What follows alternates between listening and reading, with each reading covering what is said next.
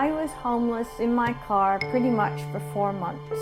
Barbara is a little bit unique in the sense that Barbara is middle class. Here's a senior citizen who's trying to work part-time, trying to get by, could be anybody's mother or grandmother, very lovely person with these lovely dogs, and she became kind of Miss Anybody in America. Circumstances that actually were at that particular time beyond my control. It wasn't a matter of lack of integrity or ethics or caring about myself. She lost a job working for a mortgage company. When she lost her job, she lost her housing. The mortgage crisis occurred and is still occurring, and there are still lots of foreclosures, but as a result of the mortgage crisis, I basically lost my income. So I knew I was in trouble. In February, I had to tell the manager of the condo community, well, the condo association where I was living, that I couldn't continue to rent after February. So she moved in to a vehicle with her 2 dogs and then came to us. Yeah, you want to come in, don't you? Yes.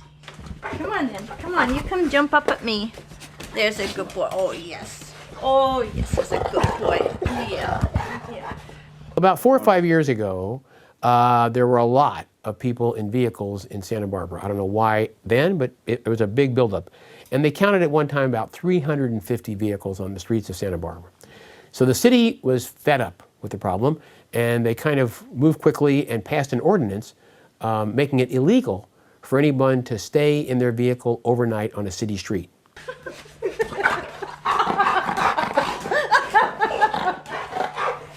It wasn't easy living in the car with the dogs. It wasn't comfortable. They take up most of the space in the car, and I'm just wedged in there, literally sometimes. I couldn't move. A group went to court and challenged the ordinance.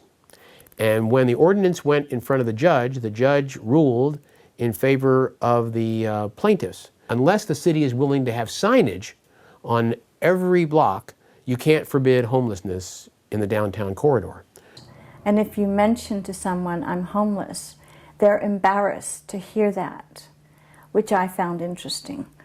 And they don't want to hear it. And friends actually don't want to talk about it. A friend of hers contacted her, and he had a house in San Luis Obispo. It has a place to hang all the pots. It has a beautiful Wedgwood stove, which is a 1923 gas stove, and it's going to be fixed next week. There's no question that it is much more difficult for elderly people to live on the streets. And if it doesn't touch somebody, then I've got to question what are they living for? He made it available to her. She moved in August the 1st, so she is now housed with her 2 dogs and getting along very well. We all share this planet. We all are somehow intrinsically tied to one another. But we've got this idea that we'd be choosy about whether we talk to our neighbors or not. You know, we're not going in that direction anymore. We need, actually, to know our neighbors. We need to care about our neighbors. How we treat other people is a reflection of how we experience and feel about ourselves. We have a moral commitment to be thy brother's keeper.